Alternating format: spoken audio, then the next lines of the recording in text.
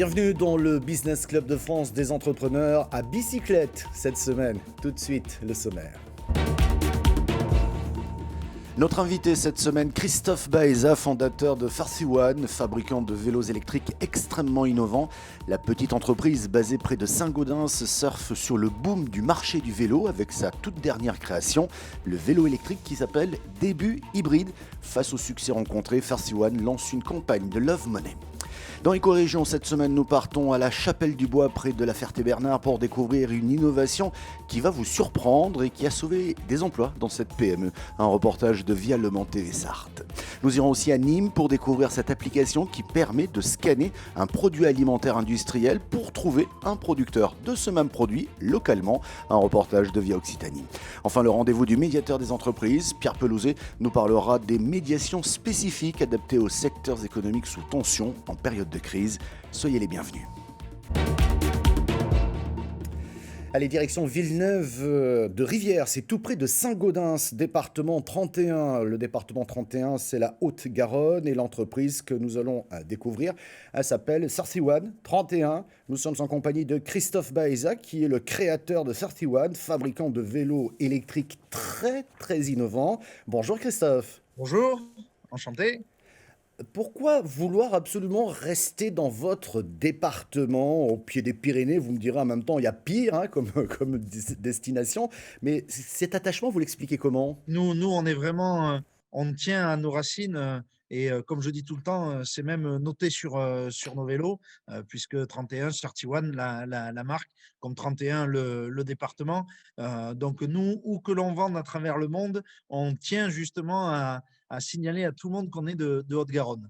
Alors, on va parler de vos produits, notamment de votre dernier vélo, le dernier né, un vélo électrique extrêmement innovant, je le disais tout à l'heure.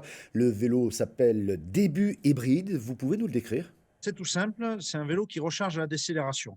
Et en fait, cette idée, elle est partie d'un bike trip que j'ai fait avec mes filles.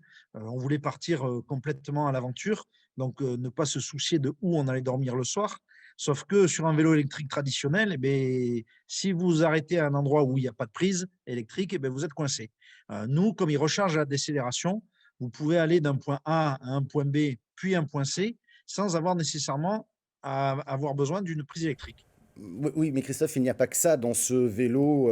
Quand on ne pédale plus et donc on décélère, eh bien, il se recharge. Lorsqu'on pédale, je dirais à l'envers, en rétropédalant, il se recharge encore plus vite. Il n'y a pas de dérailleur, donc on ne déraille plus. Son autonomie, une fois rechargé, peut atteindre les 80 ou 100 km. Il est plus léger que les autres vélos électriques sur le marché. On est quand même loin du vélo classique, non? On est vraiment loin du vélo basique et on parle de l'autonomie, vu qu'en effet, il se recharge soit en roue libre, soit au rétropédalage. L'avantage par rapport à un autre vélo où si vous tombez en panne de batterie en plein milieu de sortie, eh bien, soit vous poussez votre vélo, soit vous pédalez à grosses gouttes de sueur. Avec le nôtre, à la première descente ou au premier coup de rétropédalage, vous êtes reparti pour quelques kilomètres. Un vélo extrêmement innovant, je le disais, qui surfe sur le marché du vélo, qui lui est en plein boom. Mais vous qui avez une certaine expérience dans ce domaine, Christophe, je rappelle que 31 a été créé en 2013 et déjà en 2014, vous proposiez des vélos électriques en libre service en France, vous étiez le premier à le faire. Est-ce qu'aujourd'hui on est réellement dans le boom du marché du vélo ou est-ce une simple mode, si j'ose dire? Alors c'est simple, nous, en ce moment, c'est simple, on n'a jamais vu ça. Donc, oui, il y a un boom qui est extraordinaire, principalement dû à cette crise sanitaire. Un boom, à notre avis, qui certes, à un moment donné, va se calmer, mais on restera sur quelque chose de beaucoup plus important qu'avant la crise, et notamment parce que en France, on est en train de récupérer le retard que l'on a acquis depuis tant d'années, comparé à des pays comme l'Allemagne ou encore pire, comme les pays d'Europe du Nord. Pour donner un exemple, quand en France, il se vendait 400 000 vélos électriques, en Allemagne, il s'en vendait 4 millions. Ça veut dire quoi là, Christophe? Qu'en France, les ventes explosent et pourraient peut-être dépasser le million? Alors, ce qui veut surtout dire que ça accélère fort pour des fabricants comme nous, mais que cette accélération, on va la voir arriver encore pendant de nombreuses années. Christophe Baeza, vous restez avec nous depuis Villeneuve-de-Rivière, près de Saint-Gaudens. On va vous retrouver dans un instant pour parler de projets. Mais tout de suite, c'est Éco-Région. Et direction la Chapelle-du-Bois dans Éco-Région, c'est près de la Ferté-Bernard pour découvrir l'entreprise Precisdec qui a dû s'adapter avec la crise et qui a inventé une fixation murale qui se pose sans aucun outillage et qui s'appelle l'attachante. Un reportage d'Anthony Piton de Via Le Mans TV Sarthe. Cette fixation est une invention 100% sartoise. Dans quelques semaines, elle participera au concours Lépine. Cette pièce sert simplement pour poser des tableaux, des décorations sur des murs, sans aucun outillage, ni perceuse, ni tournevis, ce qui permet à beaucoup de gens qui ne sont pas du tout bricoleurs de pouvoir poser eux-mêmes leurs propres tableaux. Une idée toute simple, brevetée, avec une marque déposée, l'attachante. À l'origine de ce concept, la volonté de pallier à la baisse d'activité liée à la crise. Depuis un an, 30% du chiffre d'affaires fortement lié à l'aéronautique s'est effondré. La production de cette petite vis a permis de maintenir l'emploi. Allez, nous partons à Nîmes pour découvrir une nouvelle application qui permet de scanner des produits alimentaires industriels et trouver ainsi son équivalent produit localement. L'application s'appelle Aigrevie, un reportage de Via Occitanie. Florent est un père de famille qui tend à mieux s'organiser question achat. Depuis un an et le passage de 3 confinements, ce Nîmois a pris l'initiative de consommer local.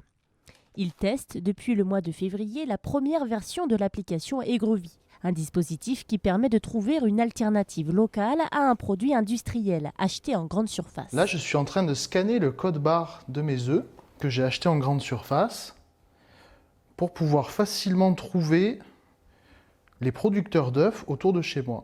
En fait, pendant le premier confinement, où l'accès aux grandes surfaces était quand même un peu plus compliqué, et du coup, ça m'a poussé à revoir mon mode de fonctionnement. Si des sites de géolocalisation de producteurs ont déjà fait leur apparition sur la toile grâce à l'État et à la région Occitanie cette année, ici, l'originalité est tout autre et unique en France. Ça va être le scan de code barre, pour vraiment son côté pratique et immédiat pour identifier l'alternative locale. Ambiance de start-up, donc, pour Omar, à la tête de ce logiciel. Le Gardois de 32 ans qui a démarré le codage en novembre dernier. En 3 mois, son bébé était conçu. Un vrai acte militant pour préserver l'environnement, avec un rêve. Au final, c'est que plus personne n'utilise cette application, parce qu'on n'aura plus de produits industriels à scanner, en fait. Voilà. Notre invité cette semaine, Christophe Baeza, qui est du côté de Saint-Gaudens. Il est le fondateur de 31, fabricant de vélos électriques extrêmement innovants. Leur dernière nouveauté s'appelle le Début Hybride, c'est son nom. Il rencontre un joli succès.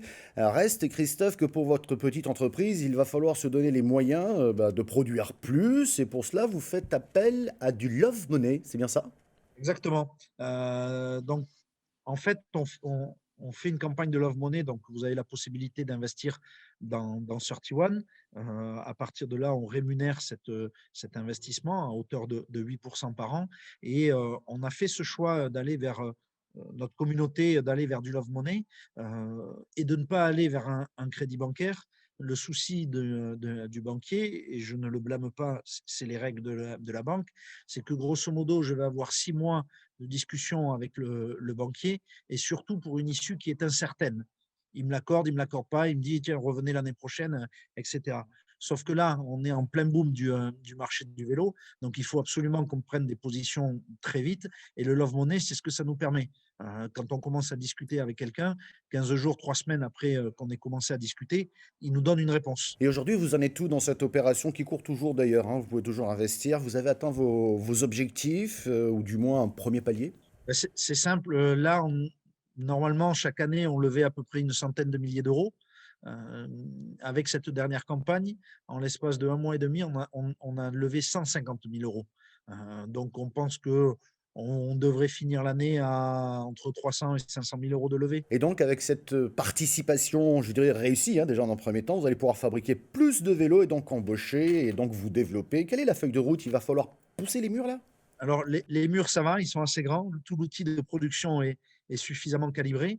Par contre, en effet, l'augmentation des ventes génère plus de commerciaux et plus de commerciaux génèrent plus de gens à la production pour assembler les vélos. Donc oui, on va être en plein recrutement.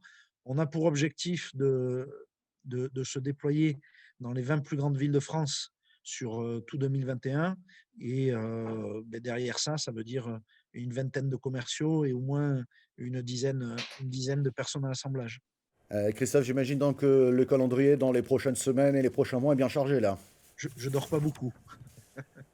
Merci Christophe Baeza d'avoir été avec nous depuis Villeneuve-de-Rivière, c'est tout près de Saint-Gaudens dans votre département qui vous est cher, la Haute-Garonne. Tout de suite, c'est le rendez-vous du médiateur des entreprises. Bonjour Pierre Pelouzet, alors la médiation s'adapte aux difficultés différentes car les difficultés rencontrées par certains entrepreneurs ne sont pas les mêmes que ceux dans un autre secteur d'activité, dans une autre filière comme vous dites. Alors vous avez décidé justement de créer ces filières pour mieux accompagner, je dirais, les différents dirigeants d'entreprises concernés. De quoi s'agit-il précisément ? Oui, bonjour Michel. Effectivement, ça fait partie des annonces qui ont été portées par le gouvernement dans le cadre du Conseil national de l'industrie. Alors, je pars de très loin, mais pour dire que nous, Médiation, nous avons un rôle à jouer pour les filières. Alors, qu'est-ce que c'est qu'une filière ? C'est l'ensemble des entreprises d'un même domaine, d'un même secteur. On parle de filière aéronautique, de filière ferroviaire, de filière automobile.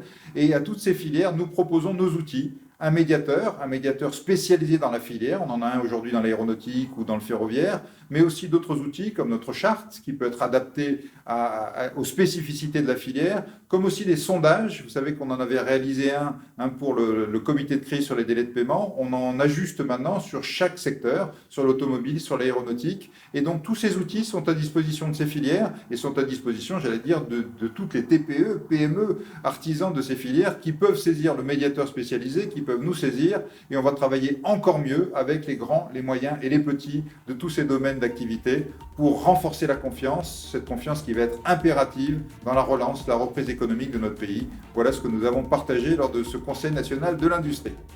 Merci Pierre Pelouzet, médiateur des entreprises. Merci à notre invité également, Christophe Baeza, d'avoir été en ligne depuis Saint-Gaudens. Retrouvez cette émission en replay vidéo sur le site de votre télévision locale, sur celui de l'émission. On est également à la radio, mais aussi en audio podcast. Merci de votre fidélité et à la semaine prochaine.